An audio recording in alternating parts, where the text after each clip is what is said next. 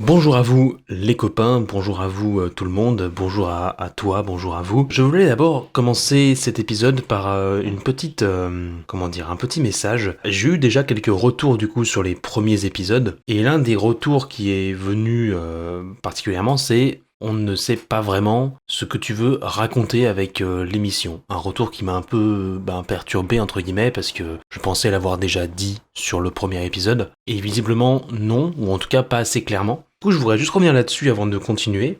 Je ne cherche pas à vous vendre San Francisco. Je suis pas en train de vous dire ah bah San Francisco c'est la plus belle ville du monde, c'est magnifique, j'ai passé des vacances absolument incroyables. Parce que il s'avère que comme dans toutes les vacances, il y a des moments où ça se passe bien et d'autres moments où ça se passe un peu moins bien. Et ça corrèle un peu avec le fait qu'on m'ait reproché de trop me plaindre.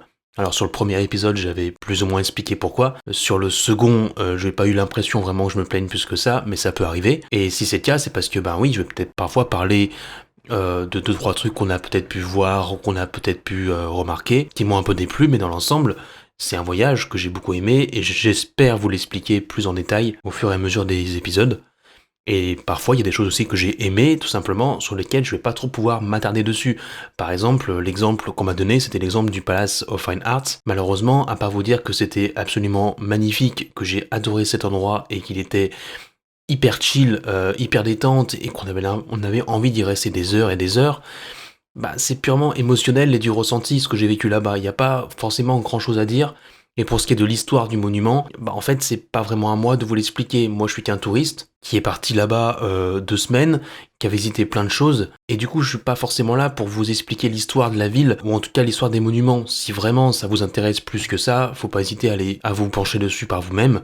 Moi, c'est purement mon ressenti du voyage. Je vous parle de mes expériences du voyage. Ça va surtout être des anecdotes à travers, bien sûr, 3 sujets principaux que j'ai inscrits sur le titre de la vidéo et sur lesquels j'essaye de structurer. C'est normal qu'il y a des moments où je vais parler d'anecdotes, tout simplement. Bref, je m'arrête là pour l'instant par rapport à ça. Évidemment, je suis toujours preneur pour des retours, c'est clair, mais il y a certaines choses sur lesquelles je suis totalement d'accord et j'essaie vraiment de faire des efforts. Il y a d'autres choses, sur lesquelles je préfère préciser pour bien vous dire que je suis pas ici pour vous vendre San Francisco, je ne suis pas une agence de voyage. Moi, tout ce qui m'intéresse, c'est de vous parler de mon expérience avec ses défauts et ses qualités, avec les beaux moments comme les mauvais moments. Et encore une fois, il va y avoir 10 voire 11 épisodes, voire même peut-être encore plus. Je suis parti sur une base de 10, peut-être que ça ira plus loin. Mais il y aura tellement de choses dont je vais parler. Il y a beaucoup de belles choses que j'ai vécues, des belles choses que j'ai vécues dont je vais parler pendant beaucoup plus de temps parce qu'il y a beaucoup plus de détails qui fourmillent là-dedans. D'autres, ça va vraiment être que du ressenti, donc ça va être beaucoup d'adjectifs qualificatifs. Ah, c'est incroyable, c'est superbe.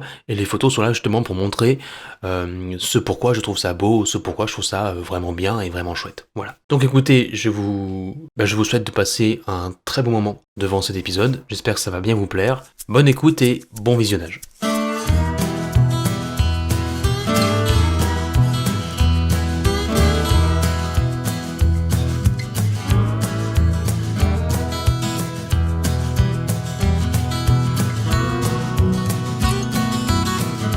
Alors déjà, j'espère que tout le monde va bien. Et aujourd'hui justement, on va commencer l'épisode par une transition toute faite avec ce que j'ai dit un petit peu avant, car on va commencer par un sujet qui va à la fois être extrêmement comique pour certains et pour d'autres, peut-être ça va leur parler comme ça me parle malheureusement souvent lors de voyages.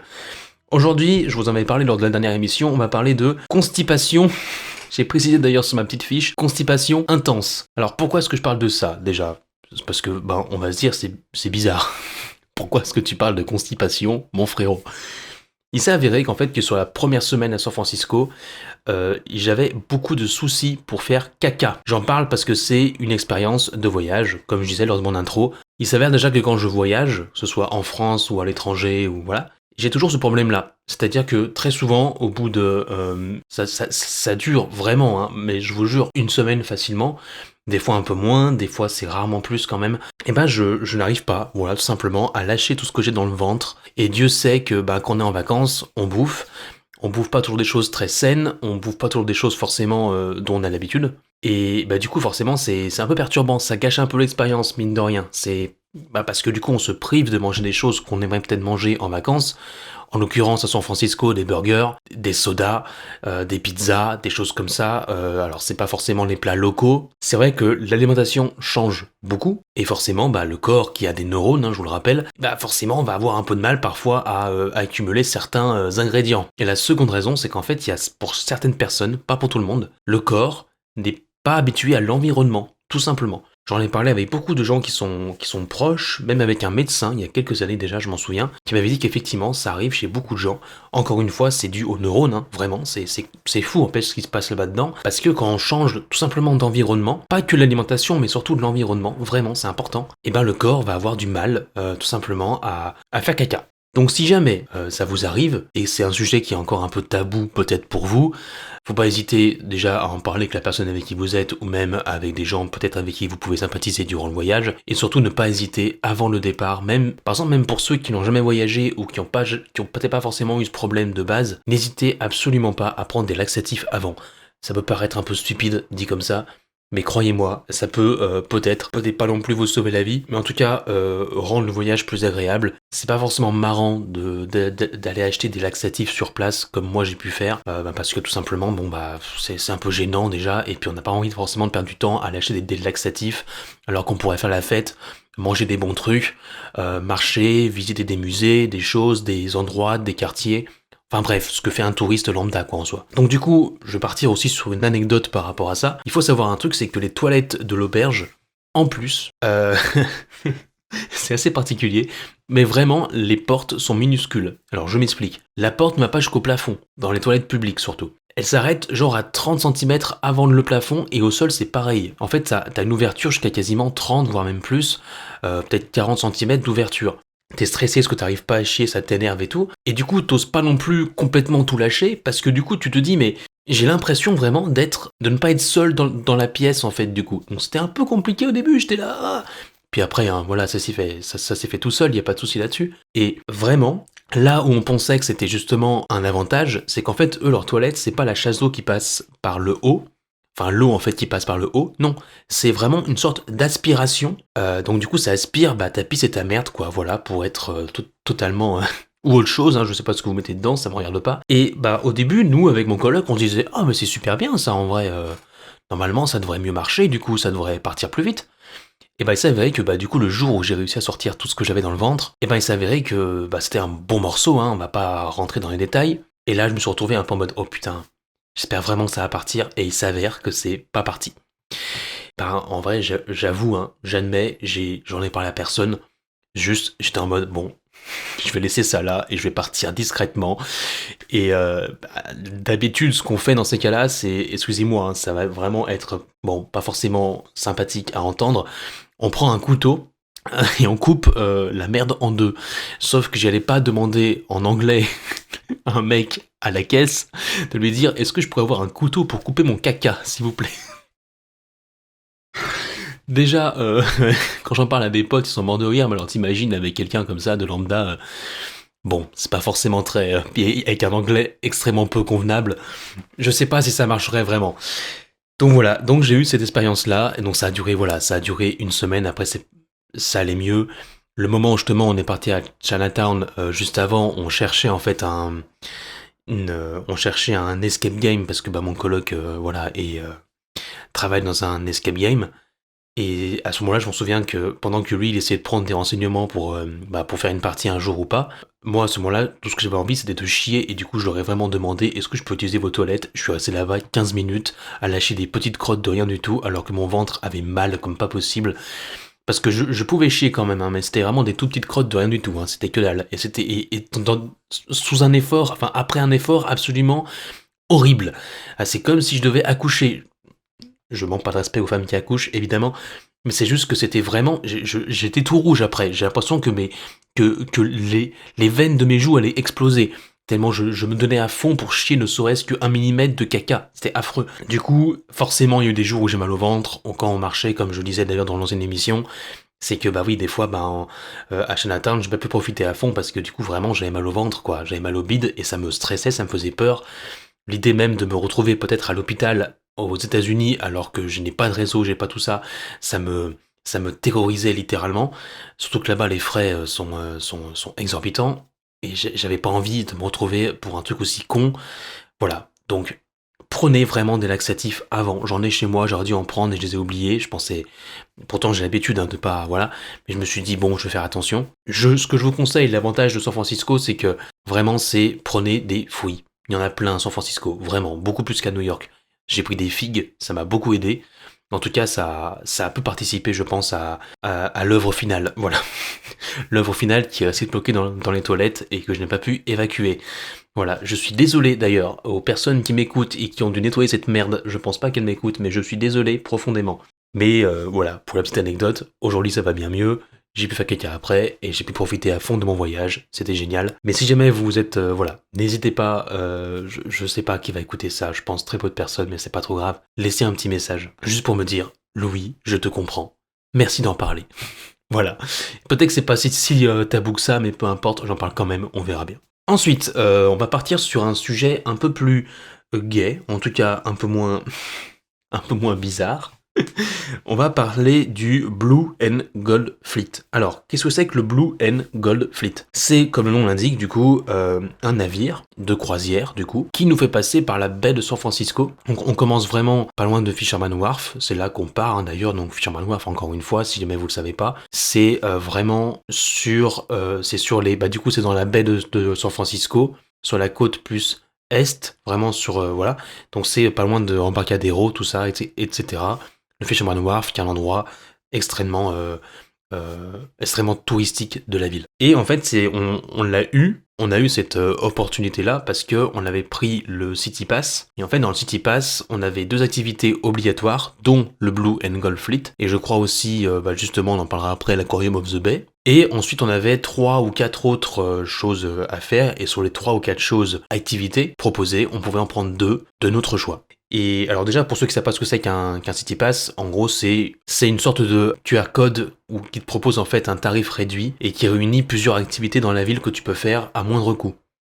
Et en gros, ça t'emmène vraiment sous le pont, donc vraiment sous le Golden Gate, et ensuite ça t'emmène un peu plus loin, vers l'île d'Alcatraz. Ce qui est très intéressant, c'est que vraiment quand on est parti du coup avec ce bateau, donc avec ce navire, on voyait vraiment au loin, du coup, toutes les rues parallèles qui montaient les collines de San Francisco.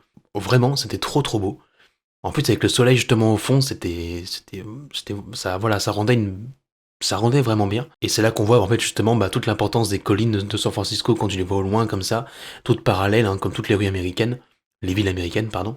C'était vraiment chouette de voir ça de loin comme ça, donc ça donne un beau panel, une belle image vraiment de la ville, je trouve comme ça de loin, avec ces fameuses rues que tu vois vraiment monter en haut des collines et qu'après tu vois qui redescendent dans l'horizon là-bas. C'est superbe. Et puis du coup, si tu avais donc plus à l'ouest, vraiment les grands buildings comme ça, donc un peu comme si on avait d'un côté, comme si d'un côté on avait vraiment ce petit village plus de province avec sa particularité, donc avec les collines, tout ça, et à côté vraiment la grosse mégalopole de San Francisco, donc c'était super intéressant et super beau. Et puis du coup ensuite on est parti du coup vers le Golden Gate, et là plus on avançait là-bas et on voyait au loin vraiment le fameux fog, le fameux brouillard de San Francisco. On le voyait vraiment s'avancer, enfin pas vers nous, mais du coup nous on s'avançait vers lui. Tout d'un coup on passait d'un beau soleil magnifique, sublime, à ce fog qui vraiment prenait littéralement tout ton champ de vision, quoi. C'est incroyable. C'est que vraiment on était dessous le Golden Gate, on voyait genre à la limite, oui, les pieds, si je peux dire ça comme ça, vraiment ce qui tenait le pont, mais le pont en lui-même on ne l'a pas vu du tout. Ce qui est fou, c'est que même les extrémités du pont, on ne les voyait pas. Du coup, c'est comme si on passait sous quelque chose. On sait qu'il y a un truc au-dessus de nous, mais on ne le voit absolument pas. Et on ne voit pas où est-ce qu'il va, d'où il vient. C'était assez impressionnant. Alors il y avait un très gros vent, très gros vent. Après en même temps, on était vraiment dans une baie, donc forcément, t'as tout un passage en fait du vent qui est assez fort, et il va sûr avec le fog aussi, t'avais quand même pas mal froid, mais c'était impressionnant comme expérience, vraiment d'être plongé dans ce brouillard comme ça, très épais, et d'un côté de ça, genre dès que t'avais vraiment ce moment où tu commences à rentrer dans le brouillard, t'as à gauche vraiment le brouillard épais, tu vois rien, et à droite t'as un magnifique soleil, un ciel absolument splendide. Tu te dis mais waouh, mais c'est quoi ce truc quoi, incroyable. Et du coup ensuite on est revenu sur nos pas, si je peux dire, enfin plutôt sur nos trot. Ouais, blague pas terrible. On a croisé l'île d'Alcatraz. qui est une île, hein, tout simplement, où il y a Alcatraz dessus. Et ça, je vous en parlerai du coup plus en détail, parce que j'ai prévu vraiment de... Parce qu'après, on a visité vraiment Alcatraz un autre jour, on est vraiment rentré dans l'île. Et là, voilà, je pourrais vous en parler plus longuement. D'extérieur, tout simplement, on a pris plein de photos, les gens étaient là, oh là là. Et t'avais du coup quelqu'un qui expliquait déjà un petit peu, qui racontait un peu l'histoire de tout ce qu'on faisait, donc c'est-à-dire le pont, bien sûr, la construction de la ville un petit peu aussi, puis après de la prison, de l'île d'Alcatraz, qui ensuite est devenue une prison. Ensuite, on est rentré du coup avec ce bateau, avec ce navire, cette croisière. Et là, c'était très marrant parce que quand on est arrivé, il y avait des phoques, vraiment, en fait, qui étaient du coup sur une petite parcelle en bois, donc vraiment sur le port, enfin en tout cas sur la jetée de là où partait le Golden and Blue Fleet, ou le Blue and Gold Fleet, oh là, excusez-moi. Et vraiment, t'en avais, mais genre, peut-être 10 ponçons en bois, littéralement, 10, même peut-être plus encore. Ils étaient littéralement tous regroupés sur un seul ponçon, et on voyait qu'ils essayaient de se faire la guerre, à savoir celui qui aura la meilleure place. Alors que vraiment, on était là avec mon coloc, on se disait, mais les frérots, il y en a d'autres, pourquoi vous allez pas sur les autres? Pourquoi vous vous battez tous sur le même? C'était très rigolo, ils étaient adorables. Et puis en plus, ce qui était marrant, c'est vraiment quand on arrivait, c'est là qu'ils ont commencé à faire des bruits. Genre un peu loin, ils faisaient aucun bruit. Dès qu'on arrivait, onk, onk, onk, c'était c'était trop mignon. Et du coup, t'avais eux, puis t'avais les gens du coup sur la jetée qui étaient juste derrière, qui nous faisaient des grands coucous et tout. Du coup, forcément, nous, en tant que vieux touristes, on s'amusait à leur faire des gros coucous, c'était trop marrant. Une belle entrée, voilà, un peu comme si on était un peu des immigrés et d'un coup on arrivait aux États-Unis, que oh, regardez un peu, c'est notre nouvelle vie. Oh, il y a même les animaux qui nous disent bonjour. Ensuite, on va parler nourriture, parce que même si j'ai pas pu manger tout ce que je voulais au début à cause de cette constipation, j'ai quand même pu manger des trucs locaux. Et je vais aujourd'hui vous parler du clam chowder. Alors le clam chowder, qu'est-ce que c'est exactement? En fait, c'est une soupe. Alors, il y a un terme, je trouve, en fait, quand tu veux déjà prendre la traduction littérale, c'est chaudrée de palourde. À la base, c'est vraiment juste une soupe de poisson, du coup de palourde, littéralement. Et à la base, ça peut se manger comme ça, hein, vraiment comme une soupe, quoi. Mais eux, en fait, le clam chowder, moi, ce qui m'intéressait, c'était le fameux plat avec le pain. En fait, c'est simple, tu prends un pain rond, tu coupes la moitié, en fait, enfin le toit du pain, si je peux dire, donc le milieu du pain, t'enlèves du coup ce fameux, comme je l'appelle, ce fameux toit avec la mie du coup qu'il y a dessous, tu mets sur le côté et tu mets du coup la soupe de palourde dans le pain. Et ensuite, avec donc la mie que t'as enlevé et le toit du pain que t'as enlevé, tu trempes dedans. Et c'est excellent. Les gars, je vous assure, c'était incroyable. Et en fait, j'ai vu ça. Je reçois tous les 3 mois un magazine sur les États-Unis, donc qui parle soit d'une ville, soit d'un État. Et là, en l'occurrence, il nous parlait de ça. Autrement dit, que c'était vraiment le plat de la région, le plat de l'endroit, enfin le plat vraiment de l'Ouest américain. Et moi, là-bas, je pensais que c'était un plat de San Francisco, mais en fait, non. En me renseignant un peu plus tard après, j'ai vu que c'était vraiment toute la côte ouest, et surtout le nord de la côte ouest, qui mangeait ce plat et qui concoctait ce plat. Et c'était vraiment excellent. Alors, ce qui était du coup un peu compliqué parfois sur la fin, c'est qu'en gros, du coup, quand t'as fini de tremper tes morceaux de pain dans la soupe et tout, du coup, à la fin, tu te trouves avec un gros morceau de pain, imbibé de soupe. Et là, pour manger, c'est compliqué parce qu'ils nous avaient donné ils nous avaient donné des couverts en plastique. Du coup, je t'en mode, mais comment tu coupes le pain? Et quand tu voulais le soulever pour le manger directement, t'avais tout qui coulait parce que forcément, le pain était imbibé vraiment de soupe. Alors, c'était excellent, mais excellent. Ah, mais on se rend pas compte de ce que le pain peut nous faire vivre, nous autres, les êtres humains, c'est incroyable. Le pain, c'est une des meilleures fabrications humaines. C'est un plat incroyable. Et c'est vrai que là, du coup, ça coulait. Alors, du coup, j'ai quand même réussi à couper maladroitement. On en riait vraiment avec mon coloc en mode putain, mais je m'en fous de partout. Mais c'était tellement bon que, c'est quoi? Vas-y. Je pourrais prendre une douche de clam chowder s'il le faut, je m'en fous. C'est excellent. Vraiment. Et par contre, ouais, à la fin, par contre, t'es bien mort. Hein. Je peux dire que quand t'as mangé ça, ah, mais mon copain, tu prends pas de dessert derrière. Le menu, tu peux l'oublier, hein, c'est fini, tu prends que ça, c'est très bien. Merci, au revoir, ciao. Alors lui, je sais que mon coloc avait pris, c'était pas un clam chowder, c'était avec des crevettes, si je dis pas de conneries. Donc, shrimp, je sais plus comment on dit exactement. Mais voilà, il avait pris ça, donc c'était aussi excellent. Je crois que j'ai peut-être goûté un petit morceau aussi du sien. Et vous voyez, c'est bien d'avoir des magazines comme ça, justement, parce que c'est intéressant de savoir aussi, même dans des villes comme ça américaines où on pense que c'est totalement occidental, exactement comme chez nous, il y a toujours des petits trucs comme ça, des petites surprises. Et c'est à ça que servent ces magazines, donc merci Destination USA. Voilà, je vous le dis, merci beaucoup. Grâce à vous, j'ai mangé un excellent plat. Après, il y avait quand même plusieurs restaurants qui proposaient ça, donc on l'aurait quand même, quoi qu'il arrive, je pense, testé. On va finir ensuite par l'Aquarium of the Bay. Donc, qui était compris, comme je vous le disais tout à l'heure, dans le City Pass. L'Aquarium of the Bay, déjà, elle se trouve sur la jetée 39. Donc, la jetée 39, c'est un peu ce que je vous disais tout à l'heure, c'est-à-dire que c'est l'endroit de Fisherman Wharf qui est le plus touristique. Déjà, Fisherman Wharf, c'est touristique, mais là, on est vraiment sur la jetée la plus touristique possible. Avec, bien sûr, toutes ces boutiques de souvenirs, bien sûr, beaucoup de restaurants, du coup, le fameux musée dont je vous parlais, enfin, un musée Aquarium of the Bay, parce que c'est aussi un musée, très clairement, de la faune et de la flore principale qu'on peut retrouver dans la baie de San Francisco, en gros, c'est vraiment ça. Et il y avait un truc absolument incroyable dedans, que beaucoup de gens ont déjà sûrement vécu ailleurs qu'à San Francisco, mais moi c'était ma première fois que j'ai vécu ça, c'est ce fameux tunnel où on passe en fait littéralement au milieu des poissons et des requins, derrière une vitre en verre, en fait c'est un tunnel en verre, hein, clairement, voilà, et t'as des poissons de partout autour, tu peux avoir des méduses, t'as des petits requins. Et vraiment, c'est impressionnant. Et c'est vrai qu'on avait un peu le vertige parce que, en gros, les vitres, pas forcément comme derrière c'est que de l'eau, on a l'impression qu'elles sont plus proches qu'on ne le croit, mais en fait elles sont beaucoup plus loin. Forcément, il y a cet effet d'optique aussi, comme c'est un long tunnel, c'est quand même assez long, et forcément on pensait que en fait, le fait de voir l'horizon de ce truc-là, c'est comme si c'était beaucoup plus proche que ça n'était vraiment. En fait, non. Du coup, on essayait des fois de mettre les mains, et même quand juste on marchait comme ça, on a l'impression de, wow, un peu une sorte de mal de mer qui se créait, mais sans le mal de ventre qui va avec. Qui m'aurait aidé, j'avoue, parce que vu la constipation que j'avais, gerber tout ce que j'ai mangé, peut-être m'aurait été utile. Bref. Ensuite, un peu plus loin, donc il y avait pas mal d'explications du coup sur les poissons, des petits jeux aussi à voir, etc. Donc notamment tu pouvais par exemple connaître les espèces de poissons, il y avait des jeux là-dessus, donc c'était très sympa. Et à un moment donné, on est passé sur un petit bassin où il y avait un petit requin dedans, tout mignon. Vraiment, tu pouvais toucher. Alors, je vais appeler ça son échine, son dos, mais vraiment, en gros, voilà, tu pouvais vraiment toucher le poisson, toucher sa peau. C'était mais incroyable. J'ai adoré. Autant vous dire que les enfants là-bas dedans étaient comme des fous. Le tunnel, après tu peux toucher des requins. T'as des jeux pour apprendre à mieux connaître les poissons et la faune ou la faune ou la flore, bon, tout ce qui vit dans cette baie. Donc pour les gosses c'était absolument incroyable.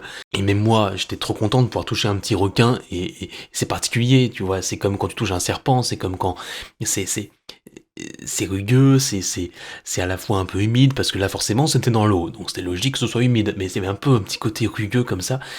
Au début j'avais un peu peur, j'étais oh est-ce que je le fais? Et puis bah oui mec, putain fais-le, c'est trop stylé, c'est trop bien. Et par la suite, donc du coup vraiment à la fin, il y a eu un petit bémol. Voilà, je vous le précise, il y a eu un petit bémol, un truc qui m'a un peu agacé, c'est qu'en fait il y avait un magnifique. Voilà, la transition est incroyable. Ça m'a agacé, c'était magnifique. Il y avait un magnifique enclos avec des loutres dedans. Deux loutres trop mignonnes, adorables. Les loutres, elles faisaient un petit câlin en dormant, mais c'était trop chou. Il s'est avéré que, en fait, l'enclos, du coup, forcément été fermé par une barrière en verre, hein, voilà. Mais sauf que au-dessus, en fait, il y avait un espace de libre. Donc voilà. Et il s'est avéré qu'il y a des gens, alors je les ai pas vus faire, sinon je pense que je les aurais littéralement tués, peu importe s'ils ne comprenaient pas, je les aurais insultés dans toutes les langues, qui avaient jeté des détritus, littéralement, dans l'enclos des loutres. Donc il s'avérait qu'il y avait un emballage, pas McDonald's, mais en tout cas un truc dans le même style, hein, voilà, un emballage de fast-food, hein, très clairement. Et il était là, comme ça, vraiment, derrière la vitre. Il était là, bonjour, je suis le déchet, je ne suis pas à ma place du tout. Et la personne qui est en train de me regarder est très énervée. Et oui, j'étais très énervé. Je comprenais pas pourquoi. On laissait ça comme ça. Les gens qui bossaient là-bas n'avaient pas l'air de se rendre compte qu'il y avait quand même des... Je veux dire, les loutres pouvaient se dire ça sent bon, peut-être que ça se mange. Et c'est tout fait avec, j'en sais rien. Ça a été expliqué des milliards de fois dans des documentaires à l'Arte. Bon Dieu. Mais à part ça, les loutres étaient adorables. Voilà. Les loutres étaient trop mignonnes. J'adore les loutres. Vous étiez trop chou. Donc, hormis ce petit incident, l'Aquarium of the Bay, c'est vraiment un truc à voir, ne serait-ce que pour vivre ce tunnel, pour avoir plusieurs explications sur les poissons et sur tout ce qui vit dans cette baie-là, et puis surtout pour toucher des requins, quoi. Les gars, vous pouvez toucher des requins, allez-y, franchement c'est plutôt cool. Et écoutez, c'est tout bon pour aujourd'hui, pour moi. La prochaine fois, alors je comptais à la base parler de Tenderloin, qui est un quartier à San Francisco, mais je pense que finalement je parlerai plutôt d'autre chose. Soit du musée de Madame Tussaud qu'on a fait dès notre arrivée, soit peut-être plus parler, là c'était vraiment l'occasion aussi peut-être, de parler un peu plus de la vie dans l'auberge, parce que la dernière fois j'ai parlé plus de l'auberge en tant que telle, comment c'était, de son emplacement, de ce qu'il y avait à faire. Là, peut-être que je parlerai vraiment des gens que j'ai rencontrés là-bas. Ça peut être qu'est-ce qu'on a pu faire sur place, notamment des gens qu'on a rencontrés, c'est très important, parce qu'il y a vraiment des gens qui ont été très touchants, qui ont été adorables avec nous. Donc on parlera de ça, principalement. On parlera aussi un peu de mon avis par rapport à ce que beaucoup de gens considèrent comme étant une ville où il y a plein de drogue, et que c'est triste, et qu'on a peur de ça. Bon, il y a beaucoup de gens qui m'ont vraiment dit tu verras, San Francisco c'est chaud quoi. Et puis surtout, on parlera du musée d'art moderne. Voilà, c'est vraiment, je pense, le sujet le plus important de la prochaine vidéo, parce qu'il y a eu des très belles œuvres dont j'ai envie de vous parler, des beaux moments que j'ai passés là-bas. Donc ce sera la semaine prochaine. D'ici là, écoutez, portez-vous bien, et n'hésitez vraiment pas à me faire des retours. Je vous embrasse, passez une bonne fin de journée, éclatez-vous, et écoutez, à très vite. Bisous.